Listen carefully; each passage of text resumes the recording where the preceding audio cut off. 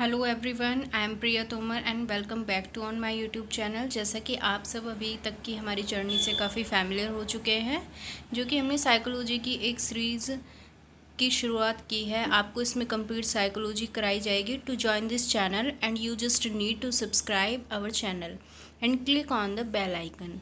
अभी तक की वीडियोस में हमने काफ़ी सारे स्कूल्स ऑफ थॉट कवर किए हैं साइकोलॉजी के, और आज का जो हमारा टॉपिक है वो है गेस्टाल्ट साइकोलॉजी या फिर गेस्टाल्टिज्म, या फिर इसके अन्य नाम भी हैं। इसको समग्रतावाद भी बोलते हैं। वैसे तो इसके बहुत सारे नाम हैं। इस अप्रोच की शुरुआत जर्मनी और ऑस्ट्रेलिया में हुई थी, और इसके जो अन्य नाम है वो हैं इंसाइटफुल थ्योरी ऑफ लर्निंग, या फिर सूझ का सिद्धांत, या समग्रतावाद का सिद्धांत, या फिर कोहलर का सिद्धांत भी इसको कहते हैं। 1920 में जर्मनी में गेस्टाल्ट स्कूल का ओरिजिन हुआ। 3 व्यक्तियों ने ये थ्योरी दी, जिनका नाम था मैक्स वर्धाइमर, कोहलर और कॉफका। तो इसके बारे में हम डिटेल में पढ़ेंगे। सबसे पहले इसके मीनिंग और डेफिनेशन को देखते हैं। Gestalt psychology was founded in Germany in 1912 by Max Wertheimer. Gestalt means the whole form. जो गेस्टाल्ट मनोविज्ञान है उसकी जो शुरुआत की थी वो जर्मनी में मैक्स वर्धाइमर ने 1912 ईस्वी में की। गेस्टाल्टवाद का जो अर्थ है वो है समग्र रूप। लेकिन समग्र रूप का यहाँ पे क्या मतलब है? इन्होंने कहा कि आप माइंड को पार्ट्स में ना स्टडी करके उसको एज अ होल स्टडी करें।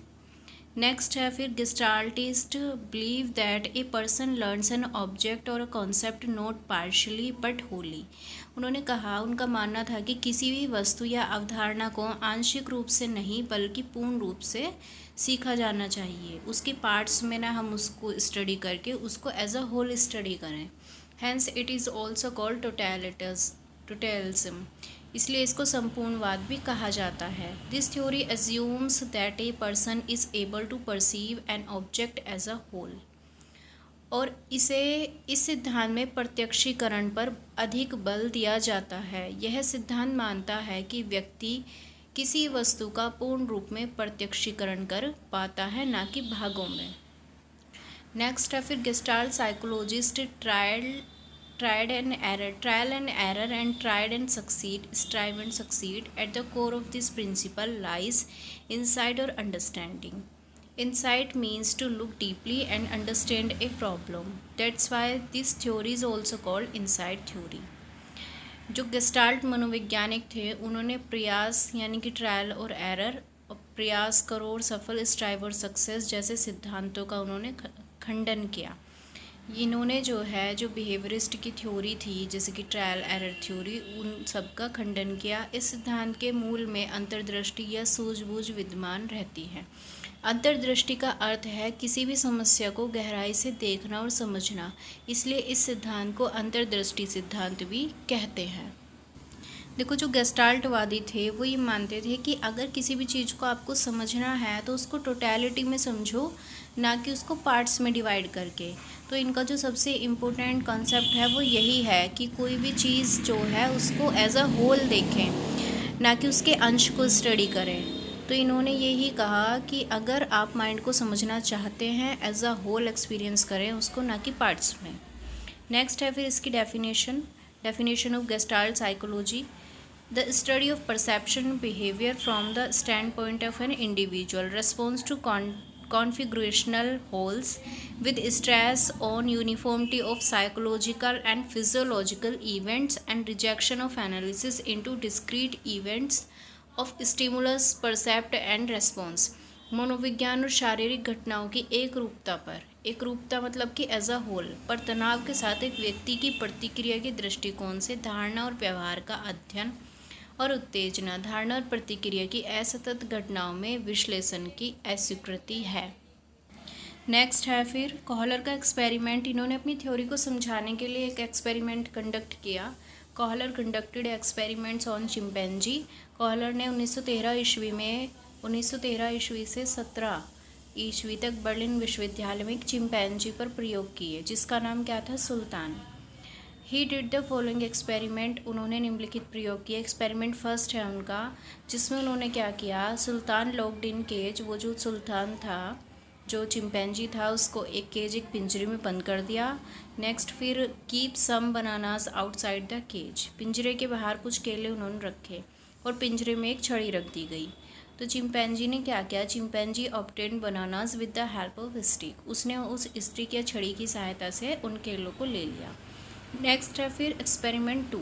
Now the bananas were placed the little further away from the cage. अब क्या किया उन्होंने सेकंड एक्सपेरिमेंट में, केलों को पिंजरे से थोड़ी दूर रख दिया और पिंजरे में एक छड़ी के स्थान पर 2 छड़ियाँ रख दी जो एक दूसरे में फिट हो सकती थी। By joining the two sticks perhaps accidentally the chimpanzee caught the bananas, और चिंपैंजी ने क्या करा, उन दोनों स्टिक को एक साथ जोड़ के और वो केले फिर से ले लिए। एक्सपेरिमेंट 3 है उनका। This time the bananas were hung on the ceiling of the cage and instead of the stick a box was placed in the cage.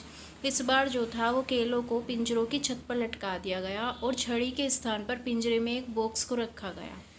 तो चिंपैंजी ने क्या किया, the chimpanzee pulled the box in the corner and climbed it to get the bananas. Chimpanzee ने कोने में रखे box को खींचा और उस पर चढ़कर केलों को प्राप्त कर लिया। मतलब कि जैसे कि बॉक्स रखे हुए थे तो चिंपैंजी ने बॉक्स के ऊपर बॉक्स रख के उन केलों को ले लिया। नेक्स्ट है उनका एक्सपेरिमेंट 4। इस बार उन्होंने क्या किया, this time Kohler made the situation a little more difficult. इस बार जो था कोहलर ने परिस्थिति को और कठिन बना दिया।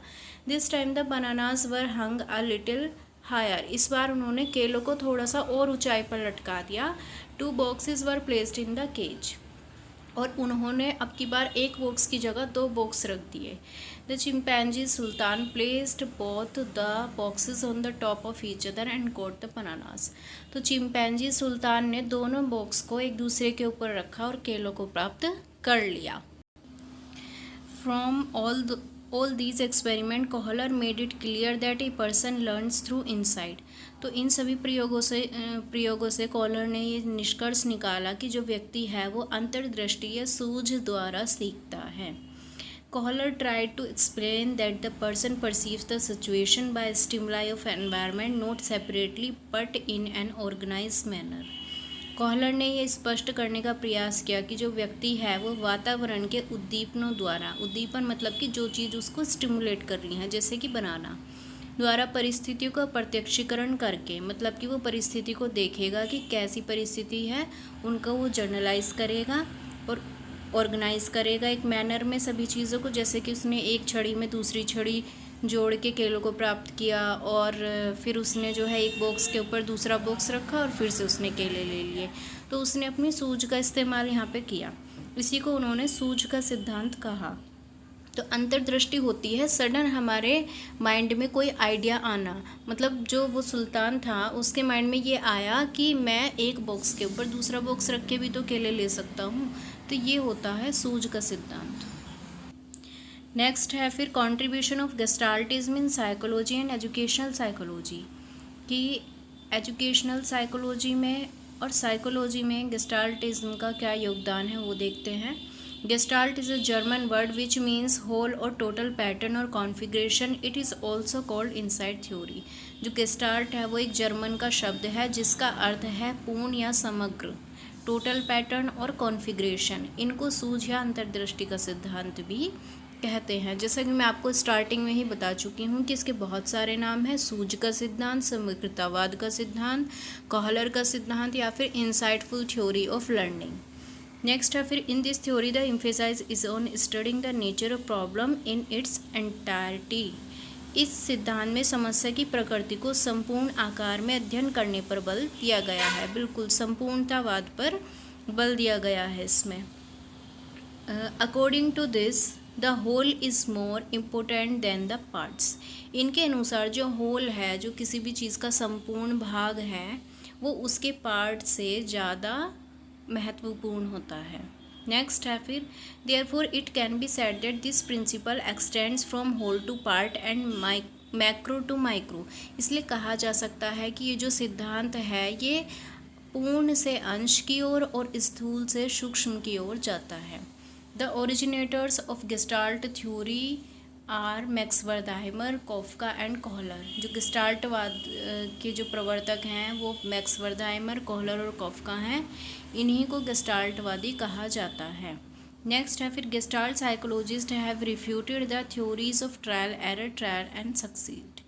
जो गेस्टाल्ट मनोवैज्ञानिक थे उन्होंने जो बिहेवियरिस्ट ने थ्योरी दी थी उनको बिल्कुल पूरी तरीके से नकार दिया था, जो कि ट्रायल और एरर थ्योरी थी। नेक्स्ट है फिर educational significance of Gestalt theory. अब इसके कुछ शैक्षिक महत्व भी हैं। The teacher should present the course material of his student in the form of simple concrete and small units based on his her experience keeping in mind the Gestaltism people to teach. शिक्षक को सिखाने के लिए gestalt सिद्धांतों को ध्यान में रखते हुए अपने अनुभव के आधार पर सरल, ठोस और छोटी छोटी इकाइयों के रूप में छात्रों को पाठ्यक्रम सामग्री पेश करनी चाहिए। नेक्स्ट है curriculum construction should be based on gestalt theory. जो पाठ्यक्रम का निर्माण है वो इस थ्योरी पर बेस होना चाहिए। Through Gestaltism theory qualities like thinking, contemplation, self study, imagination, logic etcetera can be developed in the children. जो गेस्टाल्टवाद का सिद्धांत है उसी के द्वारा बच्चों में चिंतन, मनन, स्वाध्याय, कल्पना शक्ति और तार्किकता का विकास होता है। नेक्स्ट है फिर the problem solving method use by maths student is based on this principle. गणित के विद्यार्थियों द्वारा उपयोगी समस्या समाधान विधि इसी सिद्धांत पर आधारित है। ये कहते हैं, ये जो स्कूल है वो ये मानता है कि कोई भी बच्चा जो है वो सिचुएशन को एज अ होल देखता है और उसको सॉल्व करने की कोशिश करता है। नेक्स्ट है research method and search method are based on gestalt theory. जो अनुसंधान और खोज विधि है वो भी इसी पर आधारित है। नेक्स्ट है this principle is useful for creative work and it refutes the verb like rote. ये जो सिद्धांत है ये क्रिएटिव वर्क के लिए उपयोगी है और रटने जैसी प्रक्रियाओं का खंडन करता है। बिल्कुल, ये जो सिद्धांत है, जैसे कि जो चिंपैंजी था उसके सामने केले थे तो उसको सडन माइंड में आता है कि मैं इसको ऐसे भी सॉल्व कर सकता हूँ, तो ये रटने जैसी प्रक्रियाओं का बिल्कुल खंडन करता है। नेक्स्ट है फिर लिमिटेशंस ऑफ गेस्टाल्टिज्म। अब इसकी कुछ ड्रॉबैक्स भी थे, इसकी कमियां देखते हैं क्या है। Children and animals can not learn with the help of this principle. जो बच्चे और पशु हैं इस सिद्धांत की सहायता से नहीं सीख सकते। नेक्स्ट है फिर in this method the try and mistake method also use. इस विधि में प्रयास और भूल विधि का भी प्रयोग होता है, जबकि ये इसको नकारते हैं कि हम इनका खंडन करते हैं, जबकि इस विधि में इन दोनों का यूज़ होता है। नेक्स्ट है learning can not be done by insight alone, efforts also plays an important role in learning. केवल अंतर्दृष्टि से ही नहीं सीखा जा सकता, सीखने में प्रयास का भी महत्वपूर्ण स्थान है। बिल्कुल, ये जो है ये मानते थे कि सडन कोई चीज़ हमारे माइंड में आई और उससे हमने चीज़ें सीखी, लेकिन ऐसा नहीं है, प्रयास करने से भी इंसान सीखता है। नेक्स्ट है the learning of children depends to a great extend on experience. बच्चों का अधिगम अनुभव पर बहुत अधिक सीमा तक निर्भर करता है। नेक्स्ट है फिर this method is not useful for mentally retarded children. ये जो है मंदबुद्धि बालकों के लिए ये विधि उपयोगी नहीं। कुछ और ड्रॉबैक्स भी हैं इसके। जो गेस्टाल्टवादी थे वो ये मानते थे कि चीज़ों को होल में देखें, कि कोई भी चीज़ है उसको उसके पार्ट्स में ना देख करके उसको whole as a whole perceive करें, जबकि जो होल है किसी भी चीज़ का उसके जो पार्ट्स हैं वो भी उतनी ही इम्पोर्टेंस रखते हैं जितना कि उसका संपूर्णवाद रखता है। तो ये जो थ्योरी है ये सभी सर्कमस्टांसेस में यूज़फुल नहीं है, इसीलिए इसको क्रिटिसाइज़ किया गया। तो आई होप गाइस कि आप सबको समझ में आया होगा। Thanks for watching my video and please like subscribe my channel. अगर आप चैनल पर नए हो तो ज़रूर ही लाइक कर देना और सब्सक्राइब भी कर लेना, ताकि आपको अपकमिंग वीडियो की नोटिफिकेशन टाइम पर मिलती रहे। Okay, bye, take care.